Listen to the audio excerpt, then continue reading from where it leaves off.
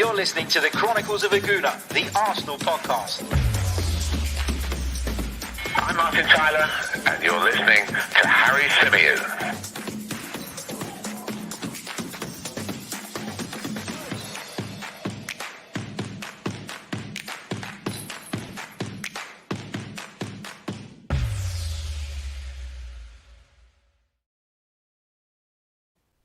Hello and welcome back to another edition of the Chronicles of Gooner, the Arsenal podcast, part of the 90 Min Football Network. I'm your host, Harry Symeou, and as always, we're going to be discussing a variety of Arsenal-related news and stories and whatever else comes up in the live chat.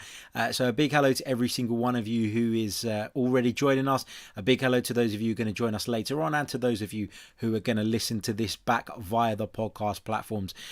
Just a quick little message for those of you that have been listening to us via SoundCloud. We've actually migrated the podcast onto a different hosting platform. So the podcast hasn't disappeared, it hasn't stopped. But if you did tune in via SoundCloud, now you'll be able to find it on all the other platforms. We will get it back on SoundCloud as soon as possible. But for the time being, it's on Apple Podcasts, it's on Google Podcasts, it's on Acast, it's on Omni, it's on basically anywhere, Spotify, wherever you need it, you will find it. So just a quick update to those of you, because I know a few of you have been asking me, a few of you have sent me DMs just to say that the episodes are not updating on SoundCloud. There we go. Went blank for a minute. Right, let's get to it. Lots and lots to just quickly, I say just quickly, it's never just quickly with you guys, but lots and lots to get through on today's live edition of the podcast. We're going to be discussing Nicolas Pepe. We're going to be discussing Arsenal's Europa League trip to Molde. We're going to be discussing Folarin Balogun. We're going to be discussing the news that fans are able to return to football. Lots and lots, as I say, to get through. Let's kick off by discussing Nicolas Pepe. Now, of course, Nicolas Pepe, he put out a tweet yesterday. I think it was an Instagram message, actually, but it doesn't really matter, does it? To apologise for his actions in the game against Leeds United. Of course, Nicolas Pepe was dismissed for headbutting Ezgian Alioski. And I was one of the people that was very, very critical of Nicolas Pepe after that game.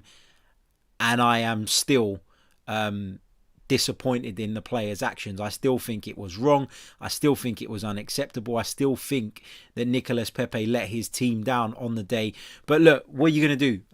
You can't sort of go on about these things forever. It happened. It was a moment of stupidity. I stick by that. I maintain that. It was an unnecessary red card for Nicolas Pepe to pick up. It did have an impact on Arsenal. People will say that we were probably going to lose the game. We thought we were going to lose the game anyway. I know we ended up drawing it in the end, but people were saying like that could have cost us the game. Others have kind of played it down and said, well, we weren't playing too great anyway, and did it really make a difference? At any point, I think when you go down to 10 men, you're causing your team a disadvantage. And I don't see why people are so, or some people are so, kind of like, yeah, it's fine. And I've had this discussion with a few people actually on social media and stuff. We've been talking about it, and we've been talking about the fact that, if you get sent off because you made a late tackle, if you get sent off because you're the last man and you're desperately trying to prevent a goal and you make an error of judgment or your timing's not quite there, I can accept that. I can live with that. I can't accept foolish behaviour like the behaviour that Nicolas Pepe displayed against Leeds United. But it happens. It's part and parcel of football. Nicolas Pepe has apologised. He said, yesterday I have let my team down at a crucial time for the game, and there is no excuse for my behaviour. I'm deeply sorry and would like to apologise to the fans, my teammates, my coach and everybody else at the club. So Nicolas Pepe acknowledging that he was in the wrong, acknowledging that the behaviour wasn't acceptable, and it is what it is. That's it. We move on. So I don't want to keep going on about it. It was stupid, it was silly, but it's done now. The big concern, obviously, is that we're now without Nicolas Pepe for 3 Premier League games. And we don't know just yet what the updates are on the fitness of Bukayo Saka, on the fitness of Willian, who both picked up injuries in that game against Leeds. So we don't know how short exactly we're going to be in the next few weeks. But whatever you say, whether you feel like it's his first sending off and, it's excusable, I'm sorry, but I'm not buying it. I can't get my head around how stupid it was from Nicolas Pepe, and I don't want to keep beating him up about it, and after today I won't mention it again, but I just wanted to make the point that despite the fact that lots of people feel sorry for him, lots of people have come out in support of him, others have directed vile abuse at him, I'm not at that point. Come on. Those of you who watch or listen to this will know I'm not one of those fans, but I am disappointed in what he did. But he's apologised, and there's no point crying over spilt milk. So we move on. What is going to be really, really interesting, I think, now is how Mikel Arteta chooses to manage this situation now with Nicolas Pepe. Now, one of the question marks that some football fans, or some Arsenal fans, I should say, have constantly raised about Mikel Arteta is his man management. Has he got that quite down to a T yet? Is a lack of experience showing at times? You could probably argue that. And there's been this little thing about, maybe he's not been consistent in the way he's dealt with certain disciplinary issues, etc., etc. And I think that you're going to learn a lot about Mikel Arteta's man management here. Now, what does he do with Nicolas Pepe? Now, Nicolas Pepe, as I've said, he's going to miss 3 Premier League games. He's not available in those games.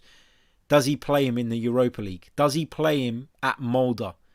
Because I can't help but feel like Nicolas Pepe needs to get back on it, needs to get on with football, and needs to put this behind him sooner rather than later. And the only way he's really going to do that is by turning out a performance. Now, we know he's unable to play in those Premier League games, as I keep mentioning. So is this Europa League tie in Molde and the one coming up against Rapid Vienna at home, are they opportunities for Nicolas Pepe to turn in good performances, produce, and put this criticism behind him and move on and prove to the coach that actually he can deliver, that actually he is an asset to this squad, and actually, although he made a mistake, he is ready to contribute and he is mentally right and part of the team and somebody who can contribute, as I said, somebody who can really, really make his mark on this side. It's going to be really interesting to see what Mikel does. Does he play him? You got to think that given he's not going to play in the next 3 Premier League games, that why not? Why wouldn't you play him? I mean, it's not like you're going to be resting him for the weekend. Why not play him? Why not give him an opportunity to rebuild that confidence that he's clearly lost of late? But, given what we know about Mikel Arteta, this could go one of 2 ways. We're either going to see Mikel Arteta sort of have had words with him on the training ground, accept the apology and move on, or we're going to see Mikel Arteta punish him. Now, if he doesn't play against Molde, I would see that as a punishment because, as I've said, he can't play in those upcoming Premier League games. So it would be, in my eyes, a little bit of a punishment from Mikel Arteta. So we've got to see how that plays out. And we're going to learn a lot about the man management of Nicolas Pepe. And we're all going to draw our own conclusions as to whether that's the right thing or the wrong thing. But for me, I would just play him. I would just play him, get him back into the fold, get him back performing, get him back scoring goals, producing assists, the things that Nicolas Pepe was brought to the club to do. And we can all move on from that incident. It was silly, it was stupid, it was unnecessary, but it's done now. He's apologised. And, we've had really great players over the years who have picked up red cards for similar things, and we've forgiven them. So, we take the apology, we move on. A few of you mentioning Granit Xhaka in the comments, and I've had a few tweets actually today asking why I was so forgiving of Granit Xhaka against Crystal Palace. when that whole incident occurred, when he threw the armband, dropped the armband and walked off the pitch, and why I've kind of laid into Nicolas Pepe a bit. The two situations are incomparable for me. Granit Xhaka didn't get sent off. Granit Xhaka got substituted off, and after weeks and weeks of abuse, he exploded, he erupted, and I said it at the time. His actions were wrong. But there was a circumstance around that. There was a situation around that. With Nicolas Pepe, it was just pure and utter idiocy. It was silly. He let us down on the day, left us with 10 men. And it's as simple as that. I feel like with the Arsenal fan base, we've got this need to scapegoat people. We've got this need to, pick on certain players when certain things occur. And Hector Bellerin is one of those players. Granit Xhaka is one of those players. Look, he's getting a lot of stick, Granit Xhaka, for giving Alioski a hug after the game. I mean, who cares? Who actually cares? Who actually goes to bed at night worrying about whether Granit Xhaka hugs an opponent? At the end of the day, the game finished. Kieran Tierney was wound up. That's absolutely fine as well. But it's just a non-issue. It's just a non-issue that we don't really need to keep banging on about. So I just wanted to address that because, as I said, I feel like the Arsenal fan base in general, and that's not to say you guys specifically, but in general have this need to scapegoat people, have this need for outrage, have this need to point the finger at someone every time the result doesn't quite go our way. And I feel like we're at a point where we're creating situations, creating scenarios that actually aren't big deals at all. To kind of justify those agendas and to keep the whole rhetoric running about certain players. So, for me, non-issue with Granit Xhaka, non-issue with Nicolas Pepe. He did what he did. It's done. We move on. No issue with Kieran Tierney either. I've got to say that. No problem with Kieran Tierney whatsoever. We move on. Let's talk about the Europa League clash with Molde. It's going to be an interesting one, and I think what I'm looking forward to most about this is the possibility of seeing some of the younger players getting a bit of a run out, particularly in the offensive positions, because offensively we've not been anywhere near our best. Offensively we've been below par, and so I would like to see the likes of Emile Smith-Rowe, possibly even following Balogun, given an opportunity to play, to get some minutes under their belt, some experience, and show Mikel Arteta what they can do. Perhaps he will see it that way. Perhaps Mikel will look at it and think, we're misfiring up front, we're misfiring in attack. This is an opportunity in a safer environment than what the Premier League is, for me to give these players a run out and see if actually they can give something, they can provide something. And look, we've seen with Joe Willock, for example, that you can perform brilliantly in the Europa League, come into the Premier League side and not quite be at the level required. And that's because the standard is so different. But Emile Smith-Rowe has got an opportunity, if selected, to show what he can do. Following Balogun has got an opportunity, if selected, to show what he can do. So those guys are in the squad, as is Miguel Aziz, another player that people have got high hopes for at Arsenal. So it'll be interesting to see if any of them get on the pitch. And if they do, be looking at them very, very closely. So, really looking forward to that.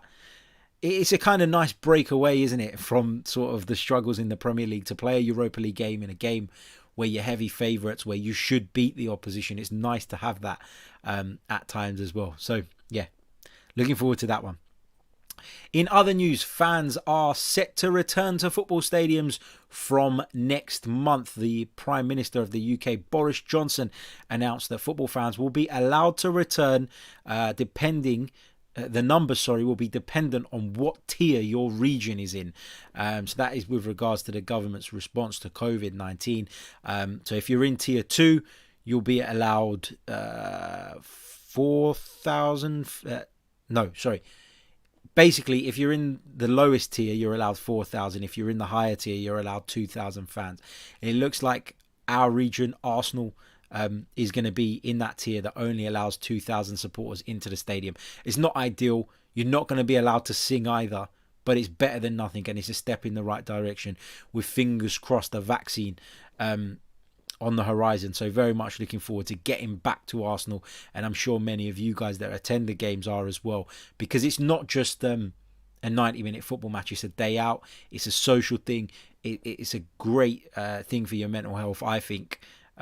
Just to go and let off steam, and whether the result is positive or negative, you can let off steam at a football game, can't you? So very much looking forward to getting back into the stadium.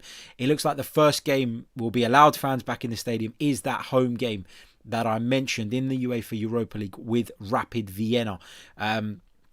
Not quite sure how Arsenal are going to work this, though. Of course, there was a ballot prior to the announcement that fans weren't going to be allowed back in after we thought they were.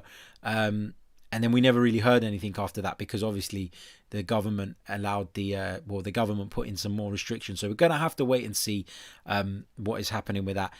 Jazzy Gooner makes a great point in the comments.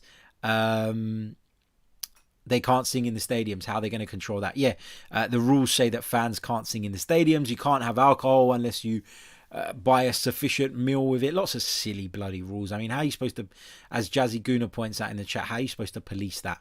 Madness. Absolute madness. Big hello to the Arsenal Lounge. Head over there. Check out the channel. It says, will you invite us to your box, Harry? Keep the kind donations coming, and maybe I'll be able to afford a box one day, and I'll happily have you in there, mate. Thank you so much. Right, let's go through some of your comments before we lock today's live show off. Minnie Buston says, we need to forgive Pepe. Agreed. I said it at the top of the show. Look, we know what it was. It was an act of madness, an act of stupidity, but he's apologised. What else can we do? Nothing. So let's just move on. Let's see. Martin Ross thinks that Pepe will be a big miss for Arsenal. I think he will be as well, because I've said it. Look, I said it leading into the Leeds game. He's unpredictable, not just in terms of what he's going to do when it comes to confrontations with players, but in terms of what he brings on a pitch. Nicolas Pepe is a useful player. He does produce moments, and I think we are going to miss him, because let's be quite honest, as much as Nicolas Pepe's taken some flack of late, he's not the only Arsenal player that isn't performing. Lots of them are struggling at the moment, particularly in those attacking positions. David Maudsley says, now the dust has settled, I think there was a savage overreaction to a red card. It was a mistake. It's done now. Let's move on. Yeah, look, obviously the reaction is going to calm down naturally after a few days. I was livid with Nicolas Pepe on Sunday, but that, in my mind, was justified, and it still is justified, because, as I've said, if you get a red card because you've been caught as the last man and you're desperately trying to get back, prevent a goal scoring opportunity or something along those lines, I think as fans we can live with that and understand that it's just part and parcel of the game. But when you're talking about a stupid red card like that one, there is going to be a reaction to it.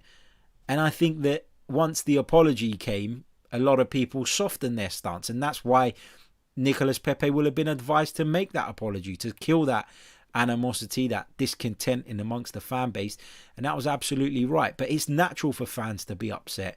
It's natural for fans to be disappointed. So I don't really read too much into that. At the end of the day, if you don't act like an idiot, you won't get the kind of the criticism that comes with that. I'm not for a second justifying the vile abuse that he received online, but there's absolutely nothing wrong with an Arsenal fan sitting here and saying Nicolas Pepe was out of line. Nicolas Pepe acted in a stupid manner. I think that's the cold, hard truth of it. Xander says Arteta is apparently starting Pepe on Thursday, so door is still open, it seems. Yeah, as I said, really interesting to see whether he gets the nod from the beginning against Molde. When you look at the injuries we've got, and what I was talking about, which is probably the need for Nicolas Pepe to get back to playing football and doing what he does best as quick as possible, it makes perfect sense for him to start. I agree. Chris Pantelli says, hi Harry, I agreed with everything you said yesterday about Pepe. Unlike some, I do rate him, but I was livid with him. Any chance of us winning had gone at that stupid moment. Look, we still had a chance of winning. Obviously, Bukayo Saka raced through on goal after that.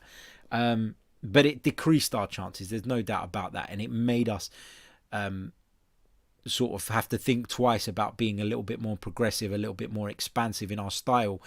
And at the end of the day, it hindered us in our attempts to win the game. There's no doubt about that. Would we have won the game anyway? would we have won the game with Pepe on the pitch? You don't know that. And you can't guarantee that. Of course you can't. But what I can say is I'm sure we'd have had a better chance with 11 men on the pitch rather than 10. Let's see what else we've got here. Eduardo says, Pepe, what a rash signing. I doubt the manager and the staff at the time actually knew how raw he was and how underdeveloped he is for his age in terms of football IQ and knowledge. I think that it's quite clear that Arsenal, upon reviewing that Nicolas Pepe business, decided that they probably overpaid for him, and that's probably partly why Raul Sanllehi was shown the door, because of that, because of the fact that Arsenal have found themselves to have overpaid for the player and haven't necessarily seen £72 million worth of, investment in him. So yeah, we're going to have to wait and see what happens with regards to his development. But there is a player in there. I've said it for weeks and I'll continue to beat that drum. There is a player inside Nicolas Pepe, but how do you get it out of him? How do you get him to channel what he has into the right way? That is the big task on Mikel Arteta's hands at the moment. Joe Musashi says, good to see he apologised, but people need to calm down. He didn't shoot anyone. Yeah, look, again, I keep making the point. I feel like people were absolutely within their rights to be upset at the time. But now, what use is it? It's done. The apologies come. Let's move on. Louis Robinson says, where's the blame for the Leeds player? He's as much to blame as Pepe. He made a meal out of nothing. Wasn't as if he busted his nose.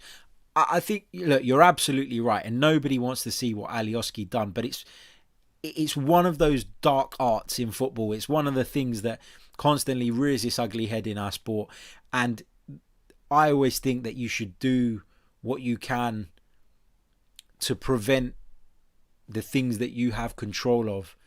And you don't have control of what Alioski does. You don't have control of Alioski's reaction, but what you do have control of is going and putting your head in his face. If you don't do that, he's got no excuse to go down. And if he does go down, then the cameras pick that up and he comes off looking stupid. So, I think that you're right. Alioski was out of line, but our player probably would have done the same thing had the roles been reversed. And that's the reality of football nowadays. That's been in football for years. You go back years and years, you'll find players exaggerating contact, trying to get opponents sent off. As I said, it's one of the dark arts that our game has. And we just got to live with that. What else have we got? With regards to whether he should play in the Europa League, Juan says, disappointment and social media abuse are enough punishment. Yeah, look, the disappointment alone should be enough punishment. The social media abuse is completely unnecessary. And look, there are people on social media that stir it up as well. And let's not pretend that they don't exist. There's loads of them, particularly in the Arsenal fan base. A lot of us know who they are. They get a kick out of it. They look forward to digging people out and causing that kind of friction, and it gets them interaction, I guess. And I'm not saying that you can't say that Pepe was out of line. You can't say that a player had a bad performance. But as Adrian Clark said on the show last night, why does it have to be so vicious when it comes to Arsenal fans? There is no need for it. Just no need.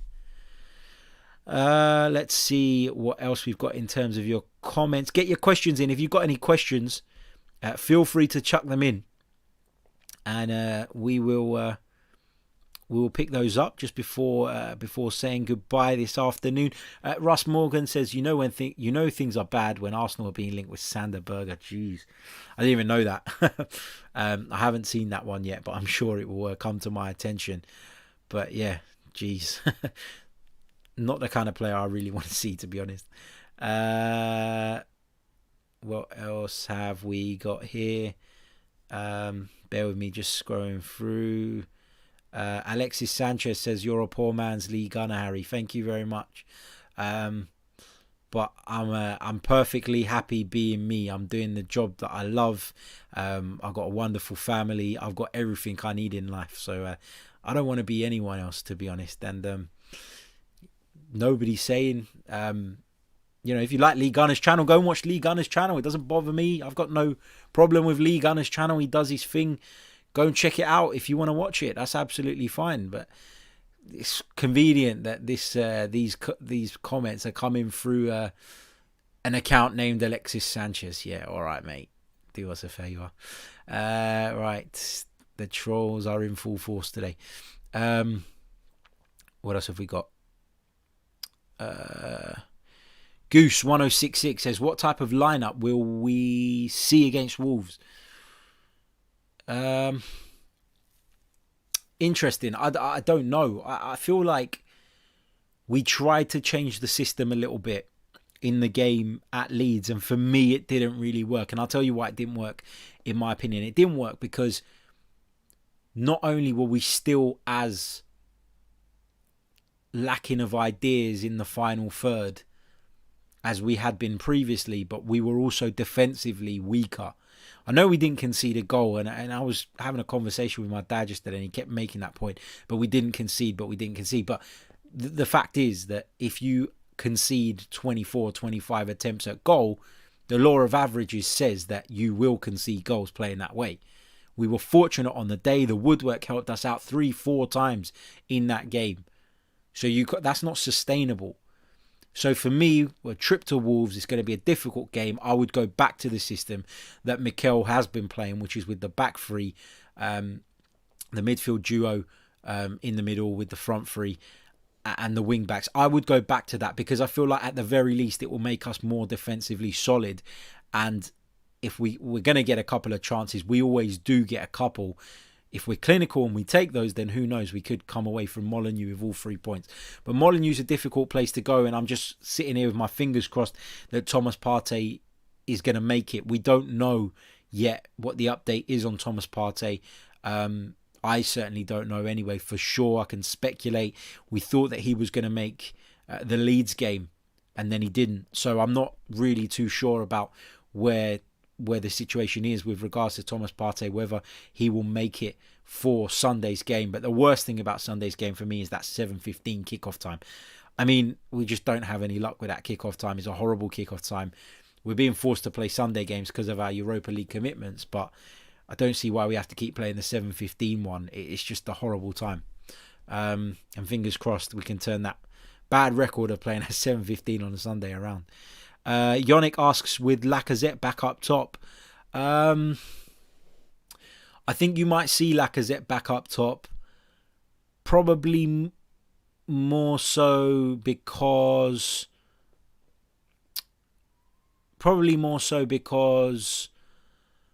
we haven't got the wingers fit. Willian's out. Saka's probably going to be out. Well, both of those, we're not 100%, but both of those are probably going to be out. And Pepe is obviously suspended. So, yeah, I think that just because of the lack of options in the wide areas, you'll probably see Lacazette come in so that Oba can go left. Russ points out that we're playing Wolves at home. You're absolutely right, mate. My apologies. Brain fart of a moment. Apologies for that. I knew that as well. I don't know.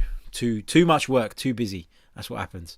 But yeah, either way, it's going to be a difficult game for me, whether it's at home or away against Wolverhampton Wanderers. They're a good side, and if you think back to last season, at the beginning of the season when Unai Emery was in charge, that was one of the games where we didn't pick up a result that we wanted, and one of the games where people started to really turn on Emery and his Arsenal and couldn't quite work out what the hell was going on. What else have we got here?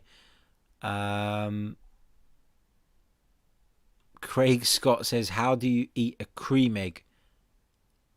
I don't get it, mate. I'm sorry. How do you eat a cream egg? I don't know. Do you put it all in your mouth at once? I don't know. I'm not sure. I don't even like cream eggs, Craig. But yeah, check out the Same Old Arsenal podcast as well.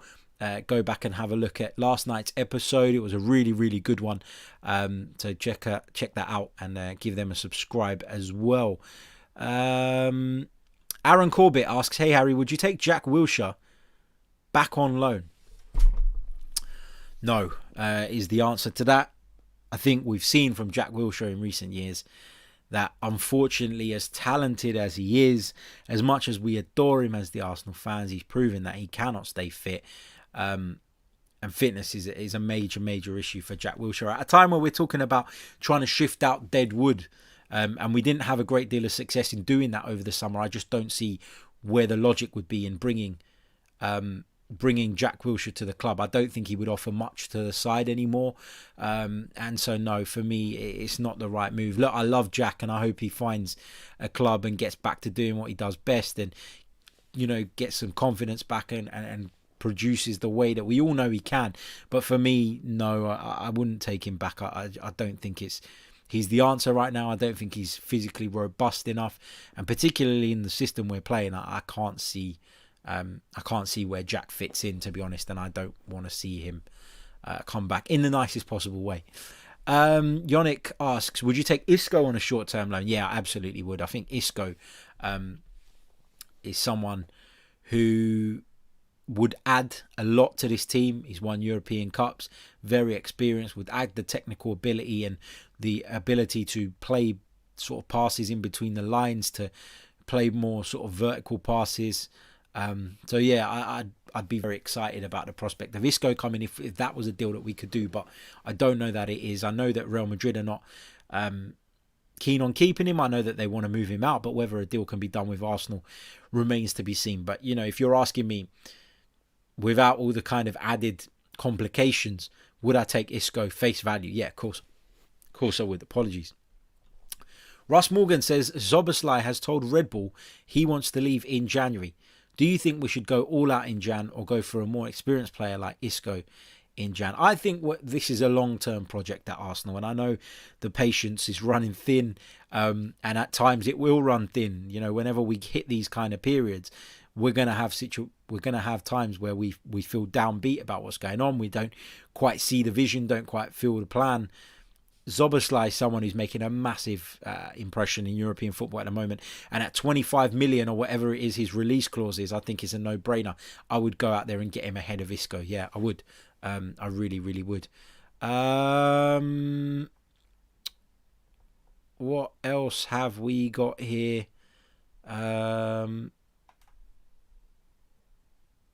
Louis says, do you think we'll get top 4? Not unless we turn our form around.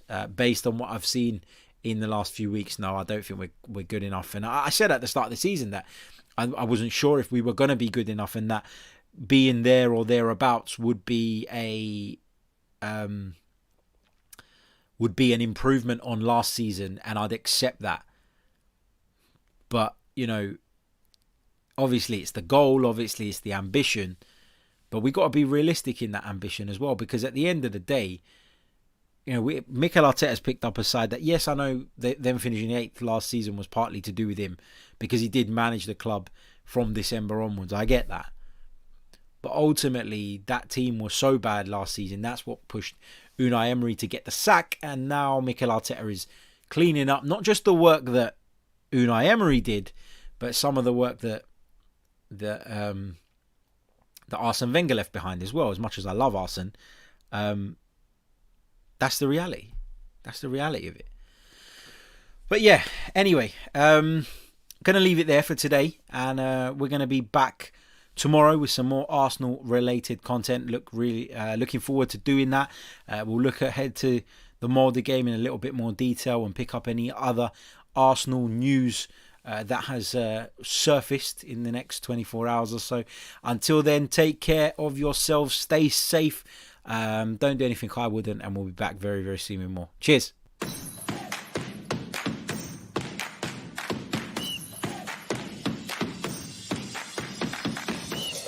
You're listening to the Chronicles of Gooner, the Arsenal podcast. I'm Martin Tyler, and you're listening to Harry Symeou.